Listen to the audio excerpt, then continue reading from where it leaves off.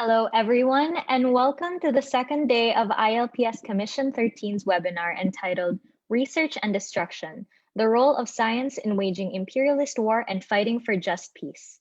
I am Abigail Ablang from Agham Youth, a youth science organization based in the Philippines, and I will be your host for today. This webinar was organized by ILPS Commission 13, the Science and Technology Commission of the International League of People's Struggle. ILPS is an anti-imperialist and democratic formation that supports anti-imperialist and democratic struggles around the world against imperialism and all forms of reaction. The first of Commission 13's planned webinar series, Research and Destruction, commemorates the 75th year of the Hiroshima and Nagasaki nuclear bombings. This webinar attempts to explore the different ways science and technology is used in imperialist warfare against the people and how the people must unite to take back science and technology for the good of all humanity. The webinar comes in two parts, with part one tackling conventional forms of warfare and part two tackling other forms of warfare. On day one, we were able to hear about how science is used in conventional warfare with wonderful speakers Win Monchi, Candice and Marius Paul, and JD. Today, we will be hearing more about other forms of warfare, and I'm very excited to introduce our speakers. Before we begin, we have a few reminders for the audience. For those in the Zoom conference room, please make sure your microphones are off for the duration of the webinar. And if you have any questions for the speaker at any point, feel free to message your question into the Zoom chat or comment on our live stream. Our team will collate these questions and we will be the ones to ask the questions during the Q&A portion. So without further ado, let's start with the webinar.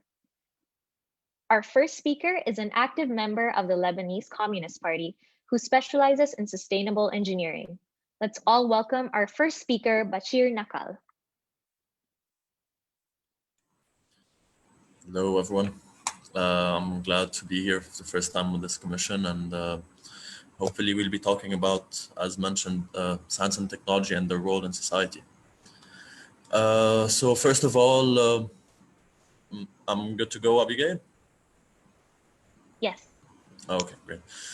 So first of all, as probably all of you know, with the explosion that happened in Beirut, I'll be focusing on that. And on August the 4th at around 6 p.m. Beirut time, there was a huge explosion, one of the biggest traditional explosions and non-nuclear explosions in human history. What happened back then was that till now, actually, we still aren't 100% sure, but the data shows till now that there was a huge storage of ammonium nitrate that ended up exploding with several other components also. And what that resulted in is the total destruction of Beirut port and a huge part of Beirut as well, which is the capital city of Lebanon. Till now, we have around 200 dead, around 6,000 wounded, and countless homeless people and people who were affected in so many ways on the material level, on the physical level, and the psychological level. So I'll actually going from that point and from that detail to jump to the bigger picture a bit. Superficially, that issue and that explosion might look like a technical issue, might look like something that happened due to us not knowing how to deal with this type of material, or not knowing or not having the capabilities to deal with it. But when we dive a bit deeper into the information, we notice that actually we do know how to deal with that. We've known as humans for hundreds of years how to deal with ammonium nitrates, with explosives, and with several components also. So from that, we can actually deduce a bit that the problem here wasn't technical in nature, wasn't a problem of us not having the technology or the know-how to deal with it and how to protect ourselves from it. The problem lies elsewhere.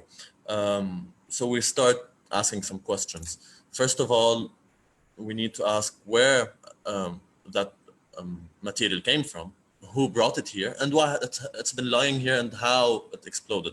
So all these questions lead us elsewhere from the technology, from the know-how, and from the science of the material that we're using. It leads us to talking about the power structure, to talk about the ruling class and the people that actually brought the material here and who have all the information that they're hiding from us up until this point.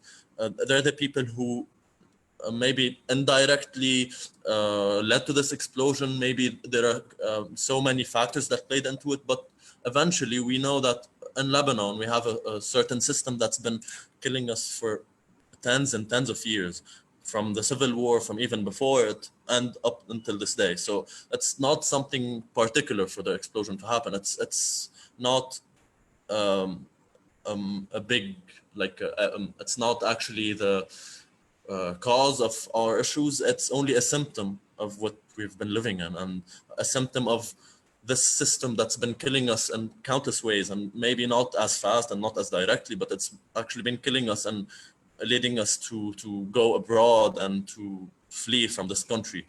So from here we can actually go a bit further, and that it's been like in Lebanon, actually, we've been going through a big economic crisis for the past year, actually, and even longer.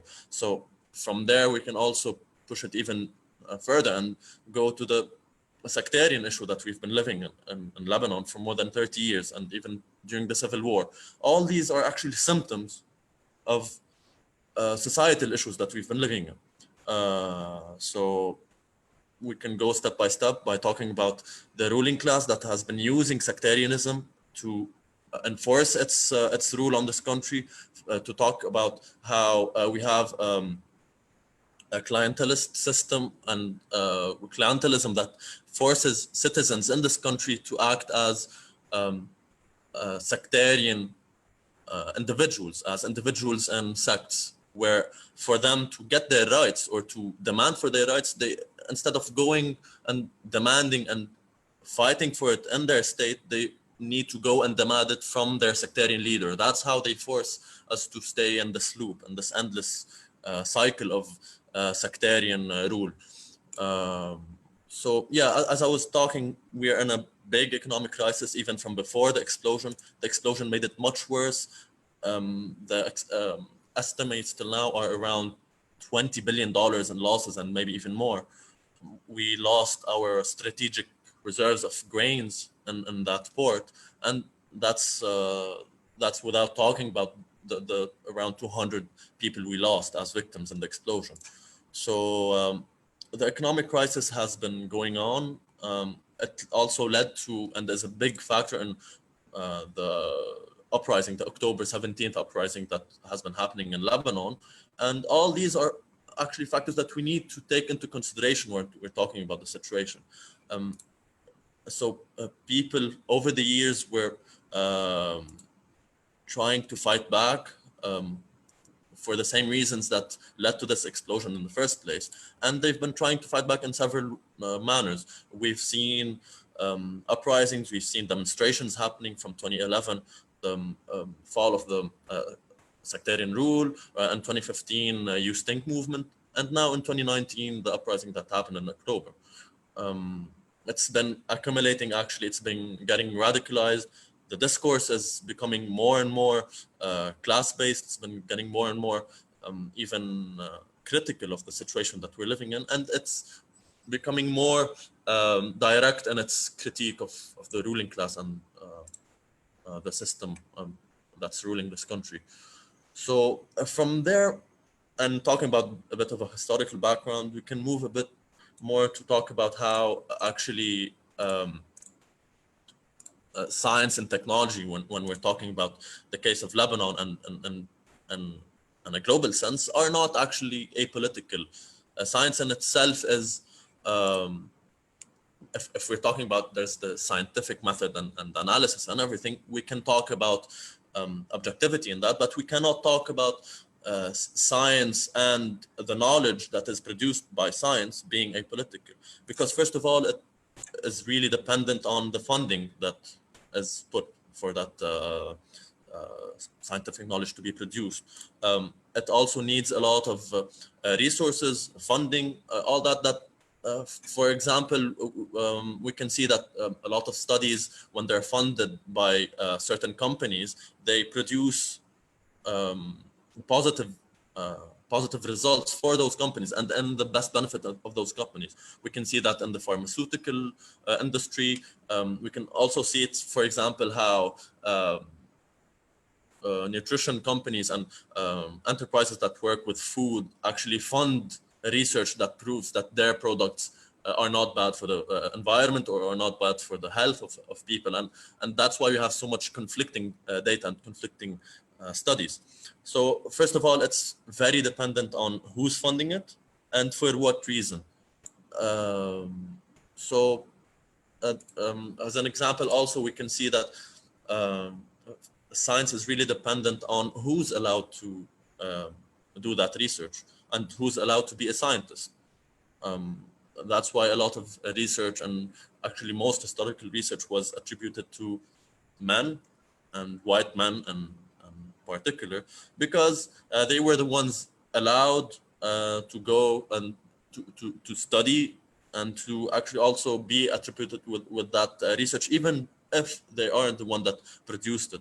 We can see from many examples in history, even in medicine, in biology, people who, or women who worked on these studies who later on didn't get attributed, didn't get the reference they deserve.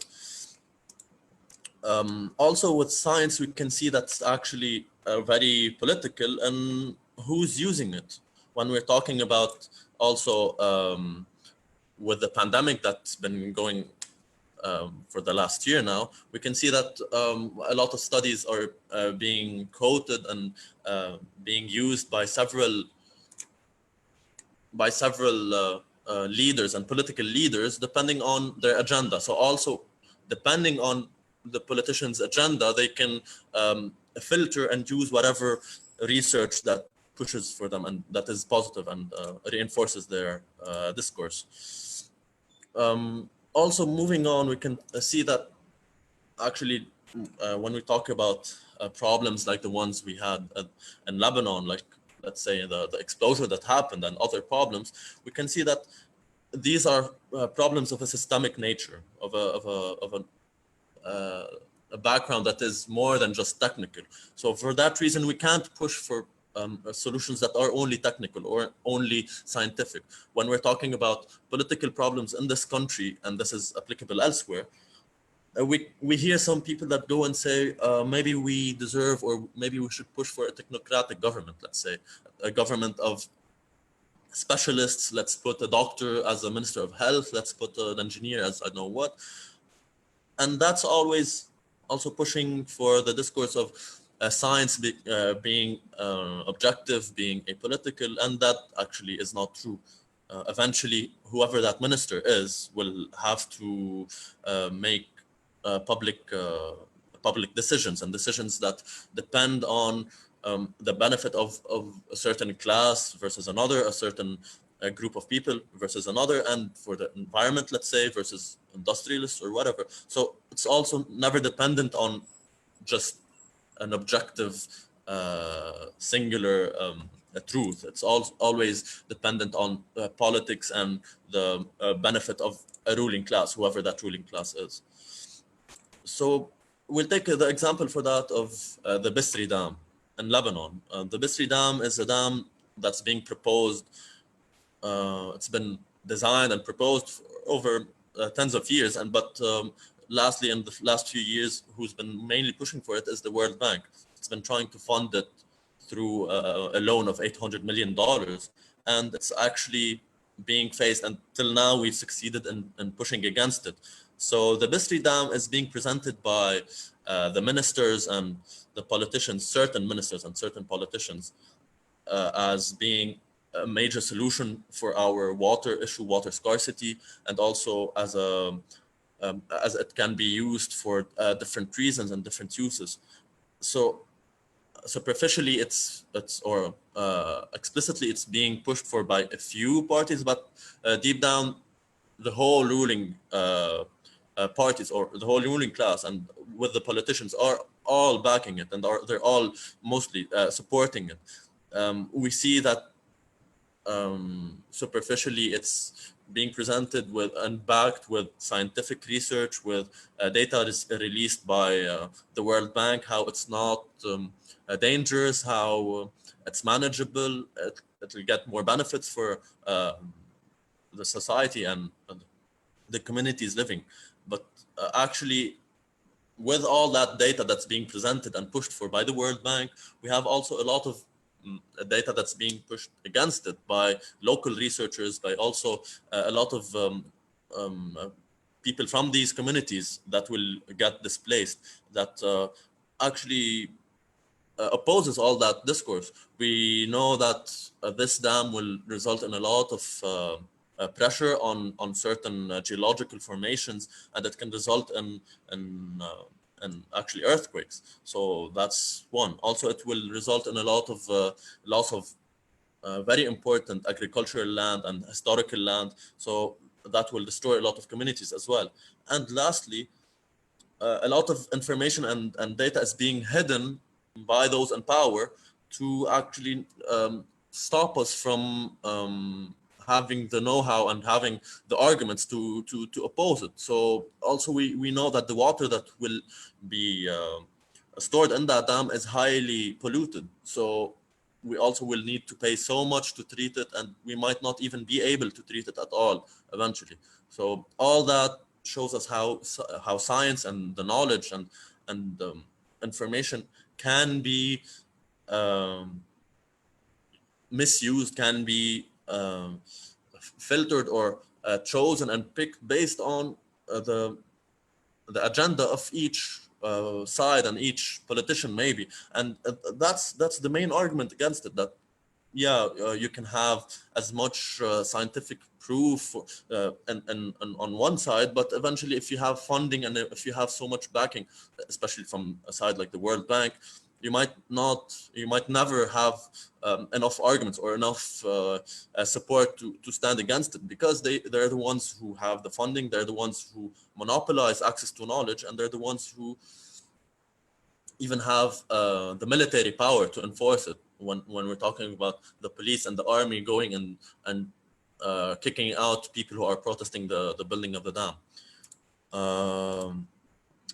Also, when we're talking about science and its misuse, we can never, especially in this region in Lebanon and the Middle East, we can never forget how science and technology is used by imperialism, by U.S. imperialism, and by also the Zionist state.